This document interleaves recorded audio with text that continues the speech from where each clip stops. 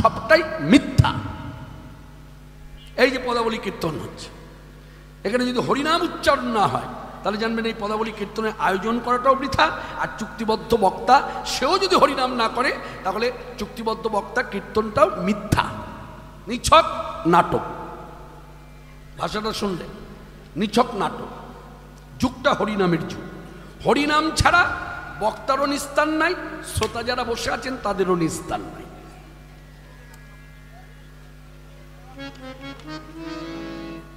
তাই আমি বললাম কি, সেই নামের ধারাটা আজও অব্যাহত। আজও সাধু সন্ত বৈষ্ণব যদি আমাদের দুয়ারে আসে, আমরা ভক্তি করে তাদেরকে সামনে বসিয়ে জিজ্ঞাসা করি যে আমাদের মতো সংসারী জীবের করণীয় কি, তখন তারা প্রত্যুত্তরে একটা কথাই বলে, পথ চলিতে আর বলিতে, পথ চলিতে আর বলিতে, পথ চলিতে আর বলিতে, পথ চলিতে আর বলিতে। তুমি গাও গাও কৃষ্ণ নাম, হরি নাম, কৃষ্ণ নাম, কৃষ্ণ নাম, হরি নাম, কৃষ্ণ নাম। পথ চলিতে আর বলিতে, পথ চলিতে আর বলিতে। তুমি গাও গাও হরি নাম, কৃষ্ণ নাম, হরি নাম, তুমি গাও গাও কৃষ্ণ নাম, হরি নাম, কৃষ্ণ নাম। পথ চলিতে আর বলিতে, পথ চলিতে আর বলিতে। কথাটা খুব যুক্তিযুক্ত। এই যে কথাটা বলা হলো না গানের মধ্য দিয়ে, পথ চলিতে আর বলিতে, পথে চলতে চলতে হরিনাম করা যায়। হরিনাম কিন্তু কোনো সঙ্গীত নয়, হরিনাম হচ্ছে মহামন্ত্র। শাস্ত্রে আখ্যা দিয়েছে মহামন্ত্র, অর্থাৎ আমাদের সনাতনী ধারায় শাস্ত্রাদি গ্রন্থে যত মন্ত্রাদি আছে সকল মন্ত্রের শ্রেষ্ঠ মন্ত্র সার হচ্ছে হরিনাম মহামন্ত্র। এই মন্ত্র বলা যায় চলতে ফিরতে। কিন্তু আপনি কখনো শুনেছেন কোনো ব্রাহ্মণ বা কোনো ভক্ত শক্তির উপাসনা করে? শক্তির উপাসনা যারা করে তারা মায়ের কাছে এসে এই মন্ত্রেই মাকে প্রণাম করে, সর্বমঙ্গল মঙ্গলে শিবের সর্বার্থ স্বাধিকে শরণ্যত্রব্যকে গৌরী নারায়ণী নমস্তুতে। এই মন্ত্রটা কখন শোনা যায়? দেখা যায় মায়ের কাছে এসে হাঁটু গেড়ে বসে বা একটু স্থির হয়ে দাঁড়িয়ে হাত জোর করে চোখটা বন্ধ করে মায়ের রূপটাকে অন্তরে নিয়ে মাকে ভক্তি করছে। কিন্তু কখনো শুনেছেন চলতে চলতে কেউ বলছে এই মন্ত্র? চলতে চলতে এমনও কোনো কৃষ্ণ ভক্তের মুখে শুনেছেন চলতে চলতে বলছে আজানুলম্বিত ভুজৌ কনকাবদত সংকীর্তনে কবিতর কমলায় তস্য, মহাপ্রভু নিতাই গৌরকে দুই ভাইকে প্রণাম করছে। চলতে চলতে কোনো কৃষ্ণ ভক্তের মুখে শুনেছেন তপ্ত কাঞ্চন গৌরাঙ্গী রাধে বৃন্দাবনেশ্বরী বিশ্বভানুস্তং দেবী তং প্রণামী হরি বলেছে? রাধারানীকে প্রণাম করছে চলতে চলতে, কৃষ্ণকে প্রণাম করছে চলতে চলতে। বলছে না। আচ্ছা চলতে চলতে কখনো শুনেছেন চলছে আর বলছে হরে কৃষ্ণ কৃষ্ণ কৃষ্ণ হরে রাম রাম রাম হরে। তাহলে মিলে গেল পথ চলিতে আর বলিতে, উলধ্বনি পথ চলিতে আর বলিতে। তুমি গাও গাও কৃষ্ণ নাম, হরি নাম, হরি নাম, কৃষ্ণ নাম, হরি নাম, কৃষ্ণ নাম। পথ চলিতে আর বলিতে, পথ চলিতে আর বলিতে। স্বরমুখে আঁধার রাত্রি, তুমি যে পথ যাত্রী। মুখে আধার রাত্রি, তুমি যে পথ যাত্রী। স্বরমুখে আঁধার রাত্রি, তুমি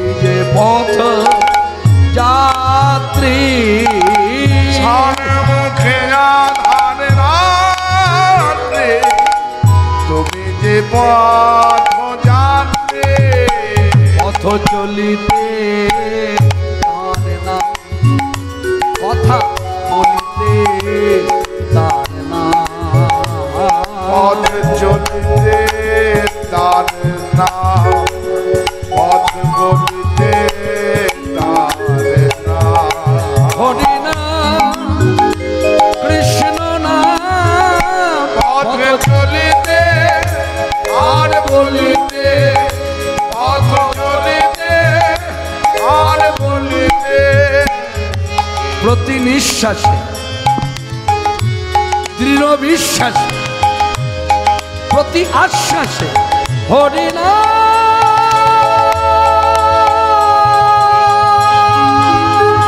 প্রতি নিঃশ্বাসে দৃঢ় বিশ্বাসে, প্রতি আশ্বাসে গাহো কৃষ্ণ নাম। প্রতি নিঃশ্বাসে দৃঢ় বিশ্বাসে, প্রতি আশ্বাসে গাহো হরি নাম।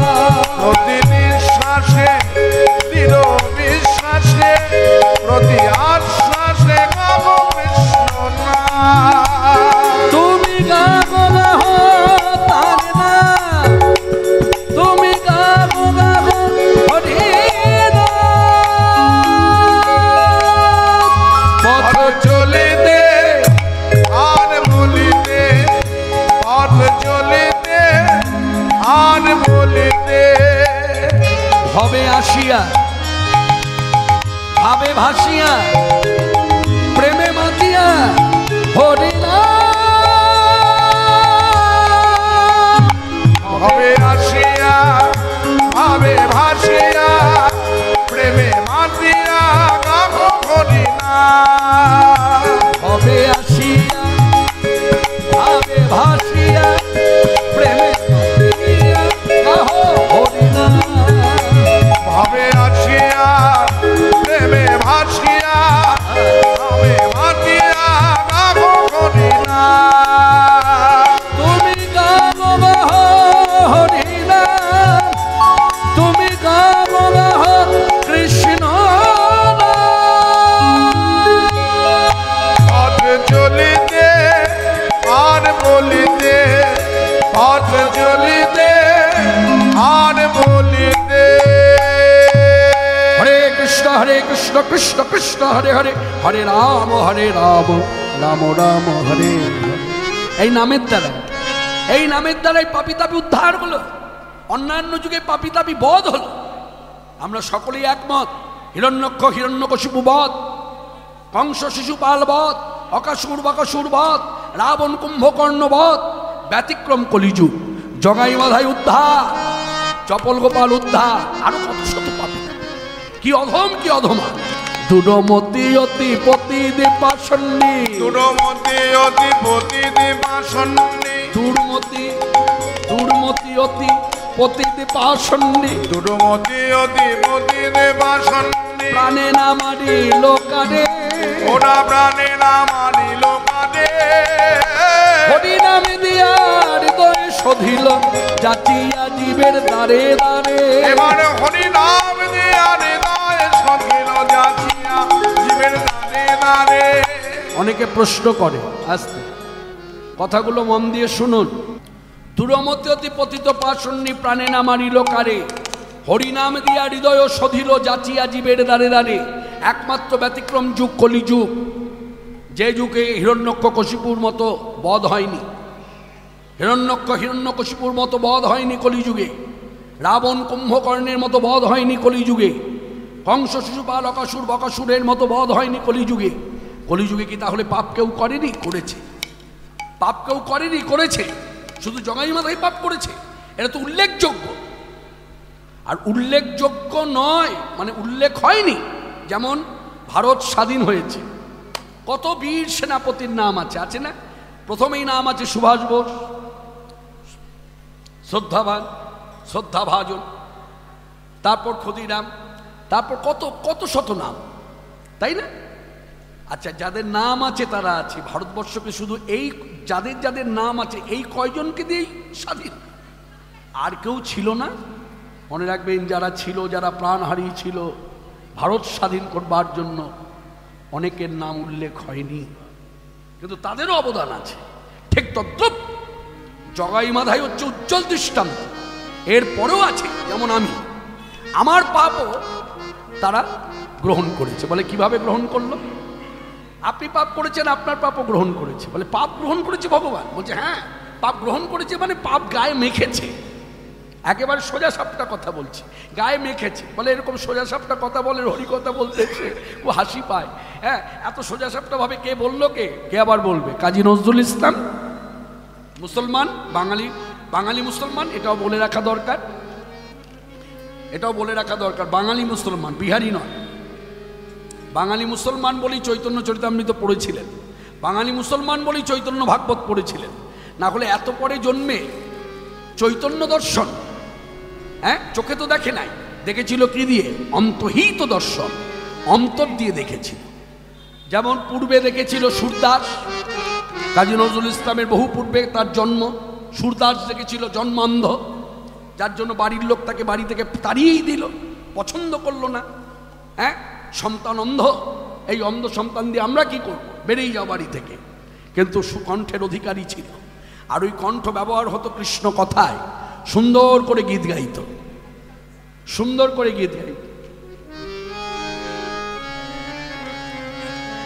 सूरदास जी का ये तारा मीरा जी करता, बोलो जय गिरधर गोपाल, बोलो जय गिरधर गोपाल।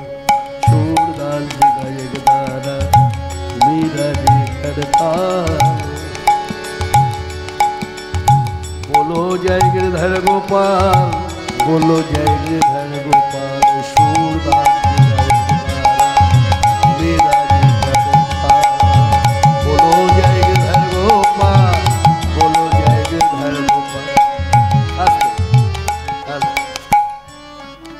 আর গাইব না, কেন ভাষাটা হিন্দি ভাষা তো। আসতে এখানে আমার একটা গোড়ামি আছে, ওই ভাষাটা আমি খুব একটা মর্যাদা দিই না, কারণ অবাঙালিরা আমাদের বাংলা ভাষা বলে খুব একটা উল্লাস করে না।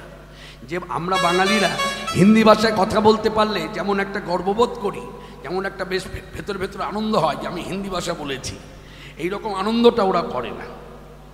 ওরা কিছুটা একটু ঘৃণার চোখেই দেখে।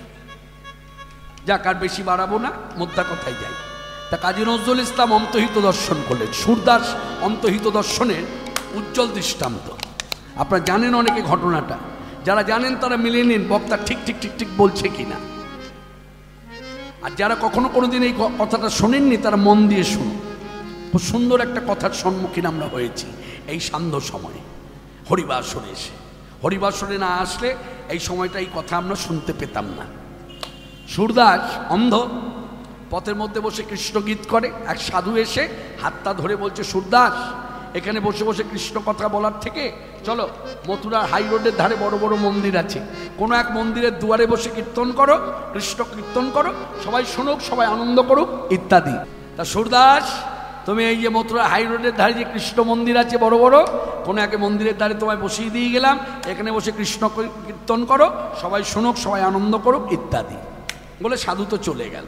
সুরদাস ওখানে বসে কীর্তন করে। আর ওই মন্দিরের সেবায়িত যারা প্রতিদিন কৃষ্ণ বিগ্রহকে শৃঙ্গার করে, মানে সাজায়, কাপড় পরায়, সুন্দর করে মাথায় চূড়া পরায়, হ্যাঁ, হাতে বালা পরায়, এইভাবে সাজিয়ে গুছিয়ে মন্দিরের কপাট খুলে দেয়। আর ভক্ত যারা দর্শন করতে আসে তারা দর্শন করে। তা প্রথম দিনের ঘটনা, কপাট খুলে দিয়েছে, সুরদাস সবাই এসেছে দর্শনে। সুরদাস অন্ধ, সেও দর্শনে এসেছে। সুরদাস দর্শন করতে এসে হাত তুলে বলছে, আজকে গোবিন্দের সাজ ভালো হয় নাই। সুরদাস তো আর বাংলা ভাষায় কথা বলতো না, হিন্দি ভাষায় কথা বলতো, আমি বাংলায় বলি। সে হাত নেড়ে বলছে, আজকে সাজ ভালো হয় নাই, গোবিন্দকে আজকে সবুজ কাপড়ে ভালো লাগছে না। আর সত্যি সত্যি সেবাইতরা সবুজ কাপড়ই পরিয়েছে। তা এক সেবাই আরেক সেবাইতে মুখ পানে চেয়ে এক উপরের দিকে তাকিয়ে বলা বলি করছে, দেখো অন্ধ, চোখে দেখে না, অথচ জানলো কি করে যে কৃষ্ণকে সবুজ কাপড় পরানো হয়েছে। আবার বলছে ভালো হয় নাই। তা একজন বলছে, শোনো, এই অন্ধরা না, এই অন্ধ যারা হয় না তারা অনুমান করে অনেক কিছু বলে, ও কথা কান দিও না। ঠিক তার পর দিন আবার গোবিন্দকে সাজিয়ে গুছিয়ে এই কপাট খুলে দিয়েছে। দর্শনার্থীরা দর্শন করছে, দর্শনার্থীর মধ্যে সূর্যদাস দাঁড়িয়ে আজকে চিৎকার করে দু হাত তুলে বলছে, আজকে গোবিন্দকে খুব ভালো লাগছে, খুব সুন্দর দেখাচ্ছে হলুদ কাপড়ে। আর সত্যি সত্যি হলুদ কাপড়ই পরিয়েছে। তখন প্রধান যে সেবাই এই সকলের মুখ পানে চেয়ে বলছে, তোমরা না বলেছিলে অনুমান করে পড়ায়?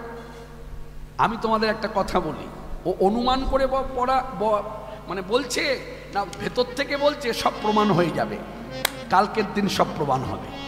এই বলে পরদিন গোবিন্দকে সাজিয়ে গুছিয়ে কপাট খুলে দিয়েছে। সবাই দর্শন করছে।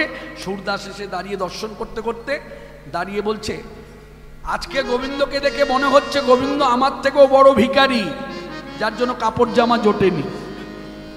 কি দিয়ে সাজিয়েছে বলুন তো? গাছের পাতা দিয়ে।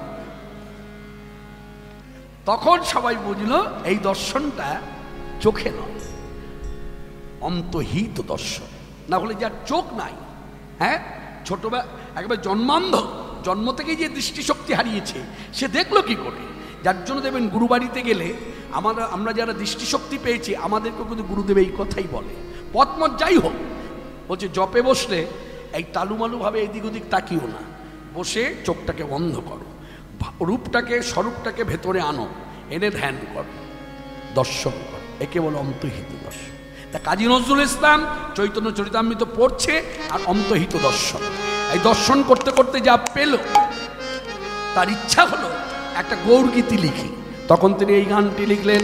আর এই গানটি পশ্চিমবাংলার মাটিতে প্রথম যিনি গেয়েছিলেন তিনি হলেন প্রবাদ পুরুষ, সঙ্গীত জগতে প্রবাদ পুরুষ স্বর্গীয় মানবেন্দ্র মুখোপাধ্যায়। তিনি গাইবার পরে এই গান আর প্রচার নেই, শোনা যায় না। আজ শুনবো, পথে কি দেখলে যেতে আমার গৌর ভগবান, পথে কি যেতে আমার গৌর ভগবান, পথে কি দেখলে যেতে আমার গৌর ভগবানে, পথে কি দেখলে যেতে আমার গৌর ভগবানে।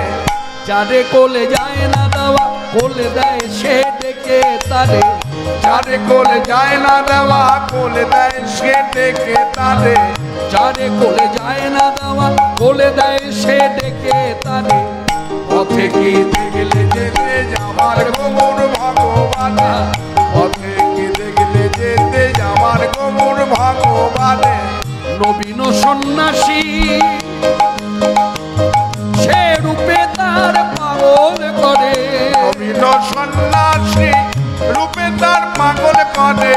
যারে কোলে যায় না দেওয়া কোলে দেয় সে ডেকে তারে, যারে কোলে যায় না দেওয়া কোলে দেয় সে ডেকে তারে।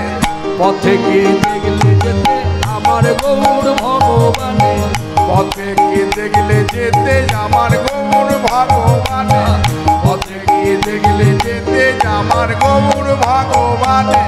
আখির ঝিনুকে তার অবিরল মুক্তা ঝরে, আখির ঝিনুকে তার অবিরল মুক্তা ঝরে, আখির ঝিনুকে তার অবিরল মুক্তা ঝরে, আখির ঝিনুকে তার অবিরল মুক্তা ঝরে। কেঁদে কেঁদে কৃষ্ণ প্রেম ভিক্ষা মাগে দানে দানে, কেঁদে কেঁদে কৃষ্ণ প্রেম ভিক্ষা মাগে দানে দানে। পথে কি দেখলে যেতে আমার গৌর ভগবানে, পথে কি দেখলে যেতে আমার গৌর ভগবানে, পথে কি দেখলে যেতে আমার গৌর ভগবানে। এবার গুণাবলী গাইছে। জগতে জগাই মাধাই মগ্ন যারা পাপের পাকে, জগতে জগাই মাধাই মগ্ন যারা পাপের পাকে, জগতে জগাই মাধাই মগ্ন যারা পাপের পাকে, জগতে জগাই মাধাই মগ্ন যারা পাপের পাকে। সকলের পাপ নিয়ে সে সোনার গৌরঙ্গে মাখে, সকলের পাপ নিয়ে সে সোনার গৌরঙ্গে মাখে। মিলে গেল। আমি বক্তা হয়ে সবার মধ্যে দাঁড়িয়ে বক্তব্য রেখেছিলাম না কথার মধ্য দিয়ে, যে আমাদের প্রাণের প্রাণ গৌর সুন্দর সাক্ষাৎ ভগবান কলিযুগে যারা পাপ তাপ করলো, পাপি তাপি, তাদের সকলের পাপ তিনি গায়ে ধুলা, যেমন আমরা গায়ে মাখি হরিবাসরে এসে, নরোত্তম দাস ঠাকুরের সিদ্ধান্ত অনুযায়ী এই ধুলা ব্রজের ধুলা, এ ধুলা নয়, ধুলা নয়, গোপীপদ রেণু বলি না ভাবরাজ্যে দাঁড়িয়ে, সেই ধুলা যেমন আমরা গায়ে মাখি কৃপালাভের আশায়, ঠিক তদ্রুপ ভগবান চৈতন্যদেব তিনি আমার মতো পাপী পাপ ধুলান গায়ে মেখে দিয়েছে। সবাই একবার উলোধ্বনি করুন, ভগবান চৈতন্যদেব কি জয়। সকলের পাপ নিয়ে সোনার গৌরঙ্গে মাখে, সকলের পাপ নিয়ে সোনার গৌরঙ্গে মাখে, পথে কে দেখলে যেতে আমার গৌর ভগবানে, পথে কে দেখলে যেতে আমার গৌর ভগবানে, উদার বক্ষে তার ঠাঁই দেয় সকলে যাতে, উদার বক্ষে তার ঠাঁই দেয় সকলে যাতে, উদার বক্ষে তার, উদার বক্ষে তার। আস্তে, এত উদারতা কেন জানে বলবো? সবাই ভক্তি করবেন, কথাটা তর্ক করবেন না, এটা বাস্তব, এটা ভারতীয় ইতিহাস, শুধু বাস্তব নয় ইতিহাস। সব কথাকে আপনি মুছে ফেলতে পারবেন, ইতিহাসকে মুছে ফেলতে পারবেন, ইতিহাসকে আপনি মিথ্যা করতে পারবেন না। আজকে আমার মতো সাধারণ মানুষ যে এই পথে এসেছে, এটা ব্রাহ্মণদের অবদান, এটা ভারতবর্ষের ইতিহাস।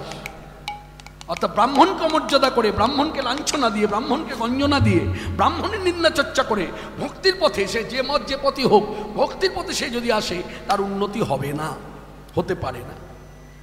এটা ব্রাহ্মণের কাছ থেকে আমরা শিক্ষা পেয়েছি উদারতা, উদারতা শিক্ষা দিয়েছে ব্রাহ্মণেরা। বলে কীরকম? আমি ছোট্ট করে বলি, বেশি ঘাটাবো না। আপনারা কৃষ্ণচন্দ্র রাজার নাম শুনেছেন, কৃষ্ণনগরের রাজা। তার স্ত্রী প্রতিদিন বিকেলবেলায় দোলায় চেপে নগর পরিক্রমা করতেন, মানে নগর ভ্রমণ করতেন।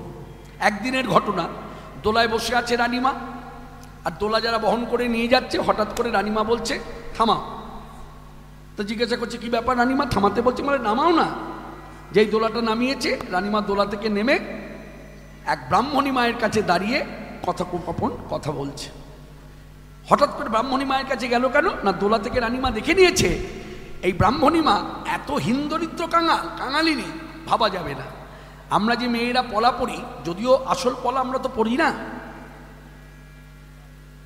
কথাটা অন্যভাবে নেবেন না, হ্যাঁ কথাটা বুঝতে হবে। আসল পলা কিন্তু আমরা পড়ি না, আমরা প্লাস্টিকের পলা পড়ি। আর সেই মা এত হিন্দরিদ্র কাঙালিনী, প্লাস্টিকের পলা পড়ারও ক্ষমতা নেই। তার বদলে কি করেছে, লাল ফিতে দু হাতে বেঁধে রেখেছে। এটা দেখে রানীমার মনটা একটু কেমন যেন হলো, দয়া হলো। কাছে গিয়ে বলছে মা, বলছে আপনার পরিচয়? আমি রানীমা। হ্যাঁ রানীমা, আপনি আমার, বলে না আপনি ব্রাহ্মণী, আপনি আমার প্রণাম নেবেন। তা একটা কথা বলবো, বলুন।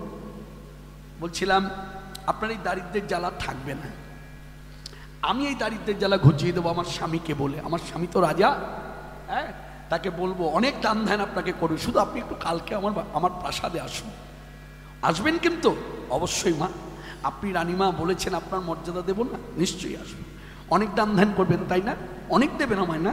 বলছে হ্যাঁ অনেক কিছু দেবেন, মানে জীবনে যেন আর কোনো দারিদ্রের জ্বালা পেতে না হয়, যতদিন বেঁচে থাকবো, তাই না? বলছে হ্যাঁ ঠিক আছে নিশ্চয়ই যাব বলে চলে গেলেন ব্রাহ্মণী মা। রানীমা দোলায় চেপে প্রাসাদে ফিরে এলেন, স্বামীর কাছে সে সব কথা বললেন। পরদিন স্বামী মানে রানীমা রাজা দুজনেই সাজিয়ে গুছিয়ে অশ্বরা নিয়ে বসে আছে, ওই আসবে বলেছে। তা প্রধান ফটকটা খুলে দিয়েছে। তা রানীমা রাজা দুজনেই বসে থেকে দেখছে ব্রাহ্মণী মা আসছে, তার পেছনে প্রায় 1000 খানেক লোক।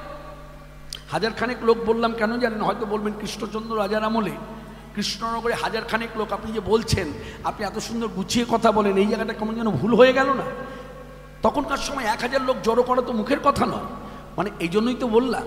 তখন 100 লোক জমায়েত হলে দূর থেকে দেখে মনে হতো 1000 লোক, তখন লোক সংখ্যা এতই কম ছিল। এই কারণে দূর থেকে ভাবছে প্রায় 1000 খানেক লোক আসছে, ব্রাহ্মণী আসছে আর তার পেছনে 1000 খানেক লোক আসছে। তা 100 লোক নিয়ে রানীমার দিকে আসছে, প্রাসাদের দিকে ওই ব্রাহ্মণী। তা ব্রাহ্মণী মাকে দেখে রাজা জিজ্ঞাসা করছে রানীমাকে, হ্যাঁ গো তুমি যে আমায় বললে ব্রাহ্মণী আসবে তাকে দিতে হবে, এ তো দেখছি অনেক লোক নিয়ে আসছে, হ্যাঁ তা তো আনা এই কথা ছিল না। বলে দাঁড়াও আগে আসতে দাও, আমি জিজ্ঞাসা করি ব্যাপারটা কি।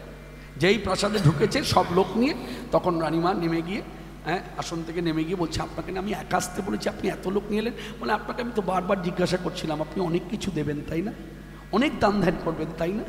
তা আপনি অনেক দান ধ্যান করবেন, আমি তো একটা পাত্র, কত নেব? এই আমার পেছনে যারা দাঁড়িয়ে আছে সব সারিবদ্ধভাবে, এই অনেক পাত্র এসেছে, আপনি প্রাণ ভরে দান করুন। এই যে উদারতা, এই উদারতার শিক্ষা কিন্তু ব্রাহ্মণ দিয়েছে, আপনি অস্বীকার করতে পারবেন না। যার জন্য আমার পরমারাধ্য গুরুদেব ডক্টর ব্রহ্মচারীজি বইতে, তার যে লিখিত বইগুলো আছে তার মধ্যে লিখতে বাধ্য হয়েছে যে হিন্দুদের মধ্যে যত জাতি আছে সকল জাতির গুরু হচ্ছে ব্রাহ্মণ। তাই ব্রাহ্মণকে অমর্যাদা করে ভক্তির পথে কোনো মানুষই উন্নতি করতে পারে না, পারবেও না। তাই উদার বক্ষে তার ঠাই দেয় সকলে যাতে, উদার বক্ষে তার ঠাই দেয় সকলে যাতে। আমার নিতাই গরু দুই ভাই দুজনেই ব্রাহ্মণ সন্তান, একজন হলেন বন্দ্যোপাধ্যায়, আরেকজন হলেন পণ্ডিত নিমাই মিশ্র। নিতাই গরু দুই ভাই উদার বক্ষে তার ঠাই দেয় সকলে যাতে, উদার বক্ষে তার ঠাই দেয় সকলে যাতে। তোমরা কি দেখেছ কেউ সচল জগন্নাথে, তোমরা কি দেখেছ কেউ সচল জগন্নাথে। পথে কি দেখলে যেতে আমার গৌর ভগবানে, পথে কি দেখলে যেতে আমার গৌর ভগবানে। যারে কোলে যায় না দেওয়া কোল দেয় সে ডেকে তানে, যারে কোলে যায় না দেওয়া কোলে দেয় সে ডেকে টানে। পথে কি দেখলে যেতে আমার গৌর ভগবানে, পথে কি দেখলে যেতে আমার গৌর ভগবানে।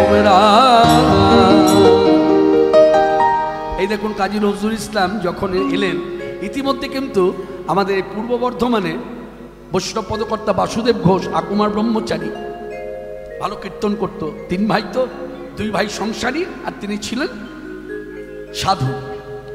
তা তিনি কি করলেন, তিনি আমাদেরকে একটা তত্ত্ব জানালেন। তখনও কিন্তু কাজী নজরুল ইসলামের জন্ম হয়নি, কাজী নজরুল ইসলাম তার পরেও এসেছে, তার বহু পরে এসেছে। তিনি এত পরে এসে ওই তত্ত্বটা তিনি তুলে ধরলেন ওই লেখার মধ্যে, যার জন্য লিখলেন যে দেখুন পুরীর জগন্নাথ তো অচল, নড়ে না চড়ে না, আর নদিয়ার জগন্নাথ সচল। তাই তোমরা কি দেখেছো খুব সচল জগন্নাথে? এই যে গৌর আমার জগন্নাথ, এই তত্ত্বটা জানলো কি করে? মানে আমি জানলাম কি করে, আপনি জানলেন কি করে, কাজী নজরুল ইসলাম জানলেন কি করে? মনে রাখবেন, প্রথম যিনি জানিয়েছিলেন তিনি হলেন বৈষ্ণব পদকর্তা বাসুদেব ঘোষ। বাসুদেব ঘোষ লিখিত পরিতভাবে জানালেন যে দেখুন আমার প্রাণের প্রাণ গৌর সুন্দর চৈতন্যদেব সন্ন্যাসীর বেশে মায়ের আদেশ নিয়ে যখন পুরীতে গেলেন, তারপর থেকে আমরা তার শ্রীমুখ থেকে জানতে পারলাম যে পুরীর জগন্নাথ শুধু আদিবাসীদের ঠাকুর নয়, পুরীর জগন্নাথ হচ্ছে সাক্ষাৎ ব্রজেন্দ্রনন্দন শ্রীকৃষ্ণ, অর্থাৎ শ্রীকৃষ্ণই জগন্নাথ, জগন্নাথই শ্রীকৃষ্ণ। তত্ত্ব। বাসুদেব ঘোষ বললেন আমি আপনাদের বলছি, বাসুদেব ঘোষ কহে করি জোড়ো হাত, যেই গৌর সেই কৃষ্ণ সেই জগন্নাথ। অর্থাৎ জগন্নাথই গৌর, গৌর জগন্নাথ। সেই তত্ত্ব ধরে কাজী নজরুল ইসলাম তার লিখিত গানের মধ্যে বললেন তোমরা কি দেখেছো খুব সচল জগন্নাথে, পথে কি দেখলে যেতে আমার গৌর ভগবানে। এখানে একটা তথ্য আবার মনে পড়ে গেল, তথ্যটা বলি।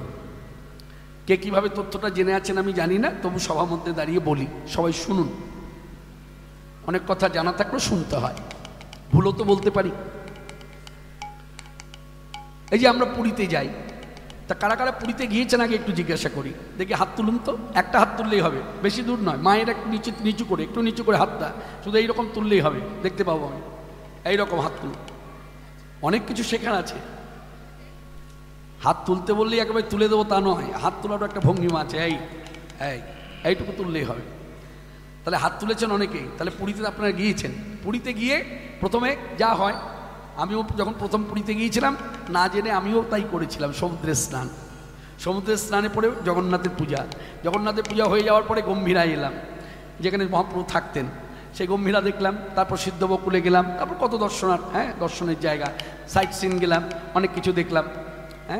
তো যাই হোক, তখন অজানা ছিল, তারপরে জানতে পারলাম, অনেক পরে আমার গুরুদেব আমাকে জানালেন, বলে শোন,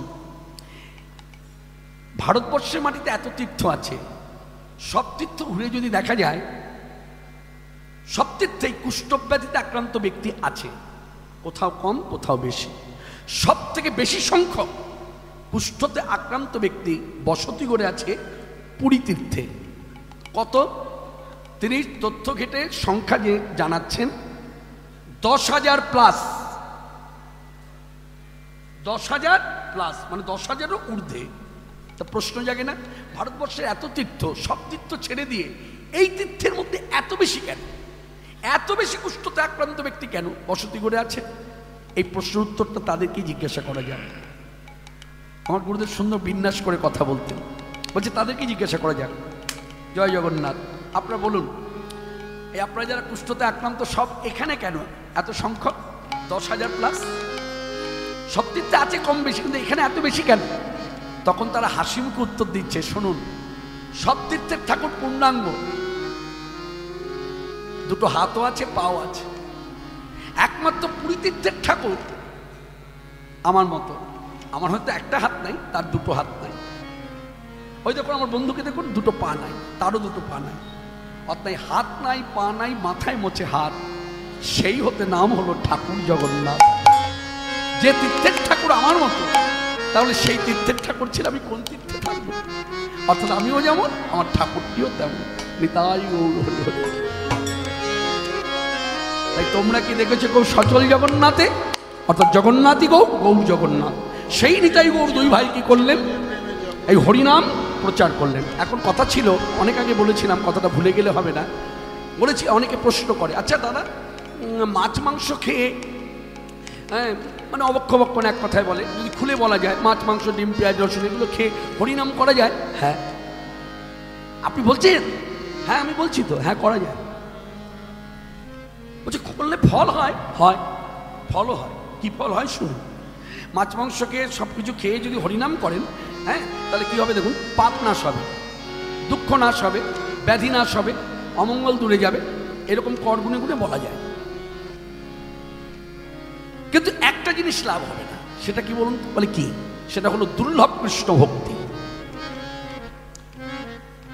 আর আপনি যদি প্রসাদ ভোজী হয়ে হরিনাম করেন, তাহলে দুর্লভ কৃষ্ণ ভক্তি আনুষঙ্গিক ফল তো দূরে, আনুষঙ্গিক ফল তো লাভ হবেই, মানে পাপ নাশ তো হবেই, অমঙ্গল তো দূরে যাবেই, দুঃখ নাশ হবেই, ত্রিতাপ জ্বালা দূরে যাবেই, তার সঙ্গে উপরি পাওনা, শ্রেষ্ঠ পাওনা দুর্লভ কৃষ্ণ ভক্তি লাভ। যে দুর্লভ কৃষ্ণ ভক্তি লাভের জন্য ব্রহ্মা পর্যন্ত বাঞ্ছা করে, ইন্দ্র পর্যন্ত বাঞ্ছা করে, দেবাদিদেব মহাদেব পর্যন্ত বাঞ্ছা করে, যার জন্য পদাবলিত কথার উল্লেখ আছে, ভববিরিং চির বাঞ্ছিত যে প্রেম, বাঞ্ছা করছে আমার চাই, আমার হলো না, ভববিরিং চির বাঞ্ছিত যে প্রেম, জগতে ফেলিল ঢালি, জগতে ফেলিল ঢালি, কাঙালে পাইয়া খাইয়া নাচিয়া বাজাইছে করতালি, বাজাইছে করতালি, কাঙালের ধন কাঙালে পেল, উলধ্বনি ধন কাঙালে পেল, কাঙালে পাইয়া খাইয়া নাচিয়া বাজাইছে করতালি, বাজাইছে করতালি। আর এই হরিনাম, এই হরিনাম সর্বত্র হচ্ছে। বলে কোথায় কোথায় হচ্ছে? বলে তত্ত্ব বললে বলা যায় স্বর্গমত্ত পাতাল, মানে 3 ভুবন, আর তথ্য হিসেবে বললে বলা যায় 174 প্লাস, মানে 174টি দেশের মানুষ ইতিমধ্যে তারা হরিনামাশ্রয় করেছেন, তার সঙ্গে আরও কিছু দেশ যুক্ত হয়েছে, তারাও হরিনামাশ্রয় করেছে। তাহলে আমার সেই পূর্বের কথাটা বলতে হয়, আসতে পূর্বের কথাটা সেই জানাতে হয়। কোন কথা? ওই যে বলেছিলাম না, এটা গীতা পাঠের যুগ নয়, এটা ভাগবতের নয়, এটা পুরাণ মহাভারতের নয়, এটা রামায়ণ পদাবলী কীর্তন নয়। এইদিকে পদাবলী কীর্তনের যুগ যদি হতো, তাহলে মহাপ্রভু পদাবলী জপ করতে বসে যেত। মহাপ্রভু আমলে তো পদ তৈরি হয়েছে, শিলকবি জয়দেব গোস্বামী পাদ, চণ্ডীদাস, হ্যাঁ, হরে কৃষ্ণ, সেই সব পদ দিয়ে জপ করতে বসে। মহাপ্রভু জপ করতে বসলো কি? কৃষ্ণ নাম। কেন? কি শিক্ষা দিল না, মহাপ্রভু আজকে জপ করতে বসেছিল বলেই আমার মধ্যে বাসনা জেগেছে, আমিও জপ করব। কি জপ করব? কৃষ্ণ নাম জপ করব। মহাপ্রভু কৃষ্ণ বলে কেঁদেছেন, মহাপ্রভু কৃষ্ণ বলে কেঁদেছিলেন বলেই, মহাপ্রভু কৃষ্ণ বলে কেঁদেছিলেন বলেই আজকে আমার না এলো আপনার চোখে জল আসে কৃষ্ণ বলতে। মহাপ্রভু কৃষ্ণকে খুঁজেছিলেন বলে আপনিও খুঁজছেন, আমিও খুঁজছি। বলে আপনিও খুঁজছেন, আমি খুঁজছি, কিভাবে জানেন? মানুষ মানুষকে খোঁজে পায়ের দ্বারা, ছুটে খোঁজে আস্তে। আর ভগবানকে যদি কেউ খোঁজে, দেখবেন পা নিয়ে দৌড়োয় না, তাহলে বলে এক জায়গায় চুপ করে বসে পড়ে, আসন পেতে, আসন পেতে বসে সাধনা করে। তাহলে কথাটা এবার সম্পূর্ণ করি। এই কথাগুলো, এই যে ভালো ভালো কথাগুলো শুনছেন না, শুনে যে মানুষ মানে প্রিন্ট অফ সাইলেন্ট, সবাই কথাগুলো মন দিয়ে শুনছে। কথাগুলো যদি সেই স্তরে না হতো, মানুষকে এই কথাগুলোর মান্যতা দিত না। তাহলে এই কথাগুলো কার জানেন? বলে কার? এই কথাগুলো হলো ডক্টর মহানাম ব্রহ্মচারী। তিনি কথাগুলো বলতেন যে মানুষ ছোটে সাধনায়, মানুষ ছোটে সাধনায়, মানে ভক্ত ছোটে সাধনায়, ভগবান আসে করুণায়। ভক্তের সাধনা ভগবানের করুণা, প্রেক্ষাপটে হয় ভক্ত ভগবানের মিলন। নিতাই গৌর হরি হরি।